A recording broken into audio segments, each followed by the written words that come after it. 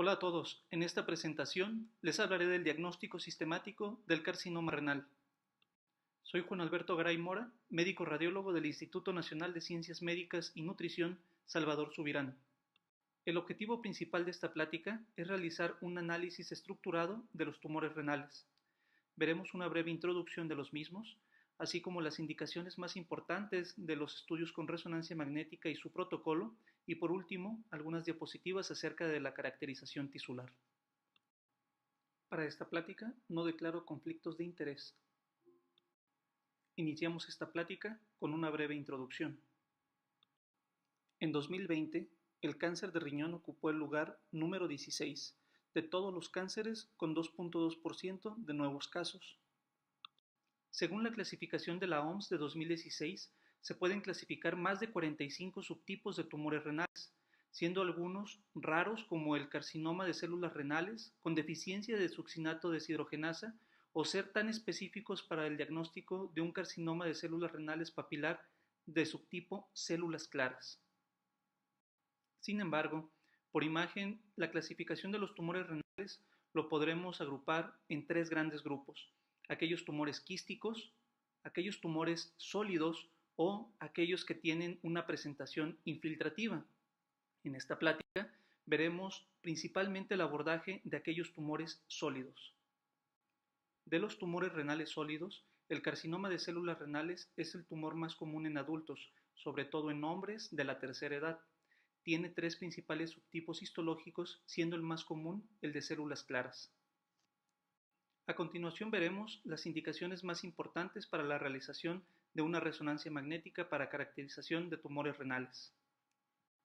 Una de las principales indicaciones para la realización de una resonancia magnética es que haya contraindicación para uso de contraste yodado, sobre todo en aquellos pacientes que presenten alergia o falla renal. También en aquellos pacientes donde haya que evitar la radiación ionizante. Sin duda alguna, la resonancia magnética nos permite caracterizar los tumores renales ya que posee un magnífico contraste de tejidos blandos, además de que presenta una mayor sensibilidad para detectar aquellas zonas con realce anormal. Cabe decir que también una de las indicaciones para realizar una resonancia magnética es la caracterización incompleta por ultrasonido o tomografía computarizada de una lesión renal. Recuerden que la resonancia magnética no es el método de primera línea para hematuria, ya que aquí se prefiere el uso de una tomografía computarizada para la detección de litos. En las siguientes diapositivas veremos el protocolo de resonancia magnética que utilizamos actualmente en el instituto. En el protocolo de resonancia magnética para tumores renales tenemos dos secuencias para la caracterización morfológica de las lesiones, una potenciada T2 y la otra T1. También una secuencia contrastada multifásica para la caracterización de realces anormales y por último una secuencia de difusión para valorar la parte funcional del tumor. Sin duda alguna, la mejor secuencia para la caracterización morfológica de las lesiones renales es la secuencia ponderada T2 Single Shot fase Spineco, ya que es una secuencia que nos permite hacer adquisiciones muy rápidas y por lo tanto es insensible al movimiento. En este primer ejemplo vemos el riñón izquierdo con dos lesiones, una altamente hiperintensa en la región interpolar y otra moderadamente hipointensa en el polo superior. En este segundo ejemplo, observamos una lesión quística con un septo fino interno y por último tenemos otra masa renal derecha, la cual presenta múltiples septos, algunos gruesos en su interior, pero sobre todo podemos definir también un contenido heterogéneo en el interior de la lesión. La alta hiperintensidad homogénea en un tumor renal permite diagnosticar un quiste simple la gran mayoría de las veces. Sin embargo, si existe la sospecha alta de una lesión neoplásica, es indispensable el uso de material de contraste intravenoso para definir reforzamientos murales o incluso porciones sólidas intralesionales. La secuencia dentro y fuera de fase es una secuencia ponderada T1 gradiente que nos permite el uso del artefacto de desplazamiento químico para la caracterización de lesiones renales. Estos dos cubos representan voxeles en nuestra imagen. En cada uno de ellos está presente una molécula de agua y una molécula de grasa. En la secuencia dentro de fase, el tiempo de eco mayor permite que los protones de agua y de grasa precesen en la misma dirección. En la secuencia fuera de fase, la disminución en el tiempo de eco permite que los protones de agua y de grasa precesen en diferente dirección. De esa manera obtenemos el artefacto de desplazamiento químico. Si solamente tenemos moléculas de agua o moléculas de grasa en nuestro voxel, no veremos el artefacto de desplazamiento químico, es decir, no habrá caída de la señal.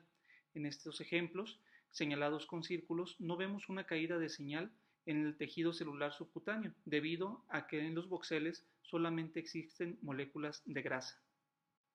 El artefacto de tinta china, señalado con las flechas, está presente en aquellas zonas donde hay una interacción de moléculas de agua y de grasa en los voxeles, por ejemplo, en aquellas superficies de los órganos sólidos que colindan con la grasa visceral. El artefacto de tinta china es útil para la caracterización de angiomiolipomas ricos en grasa. Como es una lesión que solamente contiene moléculas de grasa, no va a tener una caída de señal franca en la secuencia fuera de fase. Sin embargo, podemos ver esta tinta china alrededor de la misma lesión debido a que la parte circundante del parénquima renal correspondería a aquellas moléculas de agua y por lo tanto, al momento de tener este principio de una molécula de agua y una molécula de grasa en el mismo voxel, sí veremos la caída de señal o el artefacto de desplazamiento químico.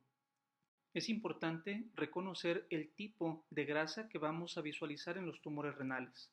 Existe grasa macroscópica, sobre todo visualizada en adipocitos, y grasa intracelular, en la cual observaremos lípidos en el citoplasma de las células. A continuación, y de manera esquemática, explicaré el uso del artefacto de desplazamiento químico para el estudio de los diferentes tipos de grasa. Los cubos representan voxeles. En este primer caso, estos voxeles solamente contienen moléculas de grasa. En este caso, grasa macroscópica. Una de las lesiones que solamente contiene grasa macroscópica es el angiomiolipoma rico en grasa. Por lo tanto, en una secuencia fuera de fase, solo veremos el artefacto de tinta china, sin embargo la lesión no tendrá caída de señal. En los siguientes voxeles solamente tendremos moléculas de agua y no tendremos una caída de señal en secuencia fuera de fase. Sin embargo, cuando existen moléculas de agua y de grasa en un mismo voxel, sí veremos el artefacto de desplazamiento químico y por lo tanto una caída de señal en este voxel. Cabe destacar que la grasa intracelular será un hallazgo muy importante y relevante en aquellos carcinomas de células renales subtipo células claras.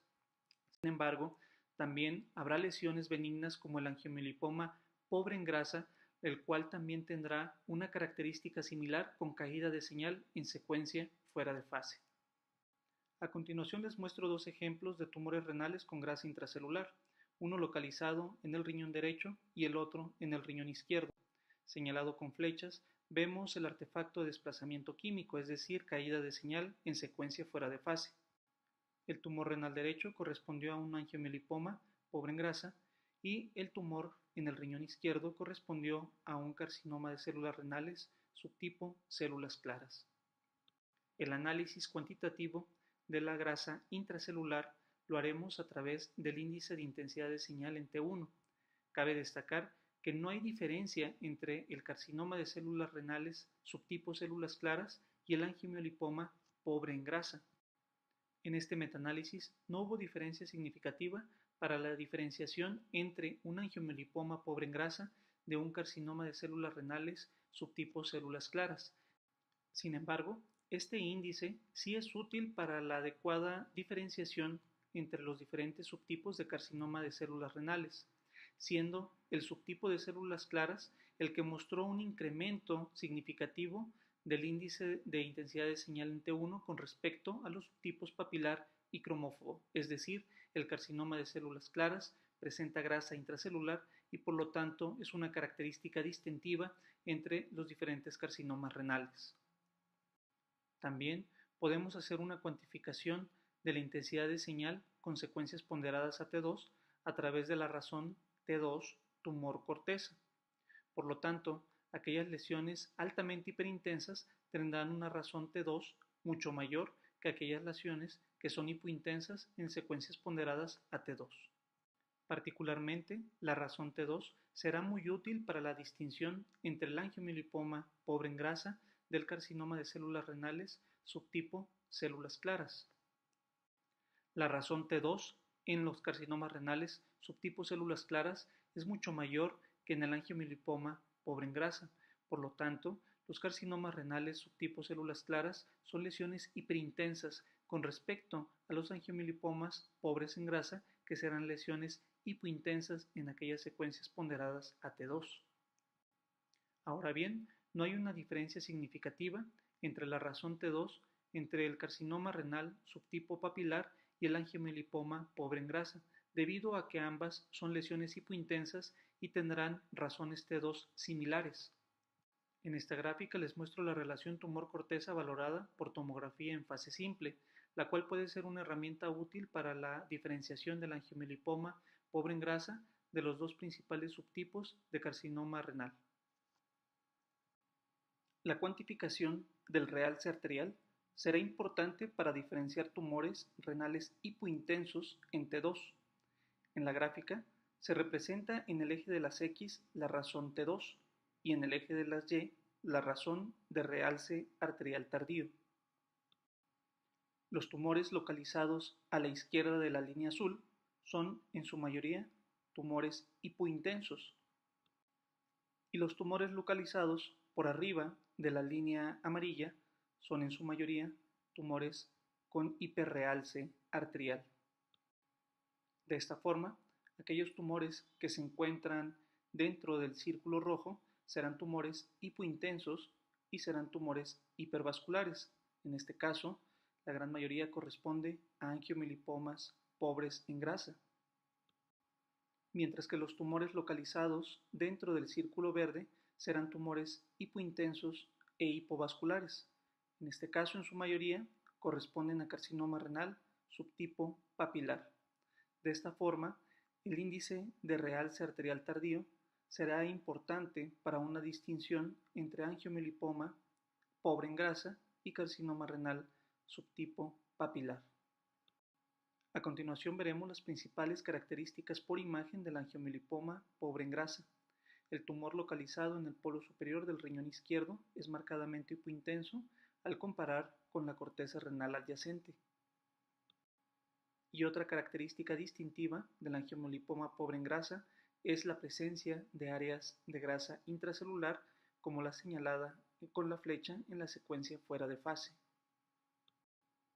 En tomografía computarizada, el angiomielipoma pobre en grasa va a ser hiperdenso en fase simple y es hipovascular en fase contrastada. El otro tumor renal con grasa intracelular es el carcinoma de células renales subtipo células claras.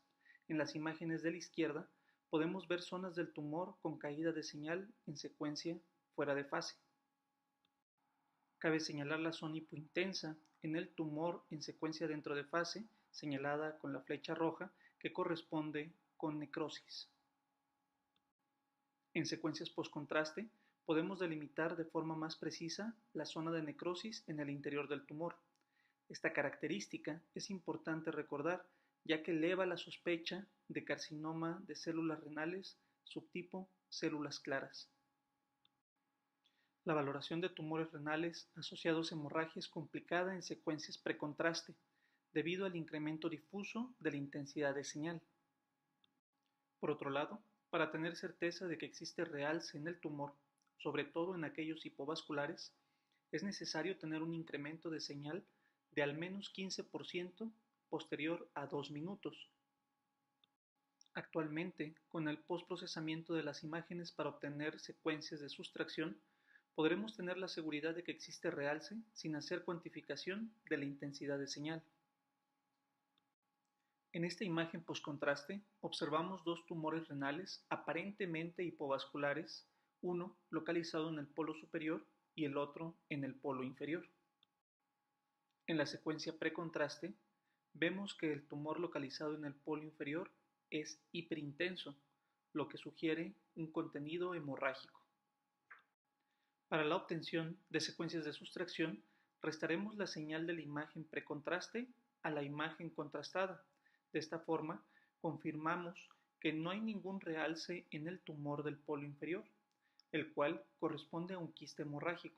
Sin embargo, el tumor en polo superior sí mostró un leve realce, el cual es menor al parénquima adyacente. La histopatología del tumor fue de carcinoma renal subtipo papilar. La última secuencia que analizaremos es la difusión y su correlación con los mapas de ADC. Recordemos que a menor valor de ADC, la probabilidad de una entidad neoplásica es mayor. En la gráfica, vemos que las lesiones benignas, como quistes Wozniak 1 y 2, presentan un valor de ADC alto, y este valor disminuye con neoplasias malignas, quísticas y sólidas. Es de llamar la atención que el angiomiolipoma pobre en grasa presenta un valor de ADC muy bajo. Por tal motivo, será un error suponer que cualquier tumor renal con restricción a la difusión tendrá un comportamiento maligno. La recomendación es basar su diagnóstico en las secuencias morfológicas y secuencias contrastadas multifásicas para la correcta caracterización de tumores renales. Por último, en las siguientes diapositivas abordaremos la caracterización tisular por resonancia magnética de los tumores renales. Sin duda, el análisis de secuencias ponderadas a T2 y postcontraste será el pilar para la adecuada caracterización de tumores renales. También mencionaremos algunas características adicionales que pueden apoyar nuestro diagnóstico por imagen. Empecemos con la secuencia T2. Si el tumor es hiperintenso, es decir, que tiene una intensidad de señal igual o mayor que la corteza renal, con alta seguridad podremos reducir nuestros diagnósticos diferenciales a solo dos entidades, el carcinoma de células renales subtipo células claras y el oncocitoma. La sospecha de carcinoma de células renales subtipo células claras incrementa si detectamos que este tumor renal hiperintenso es además hipervascular, es decir, que presenta un realce igual o mayor a la corteza renal adyacente. Y nuestra certeza será aún mayor si esa lesión tiene áreas con grasa intracelular.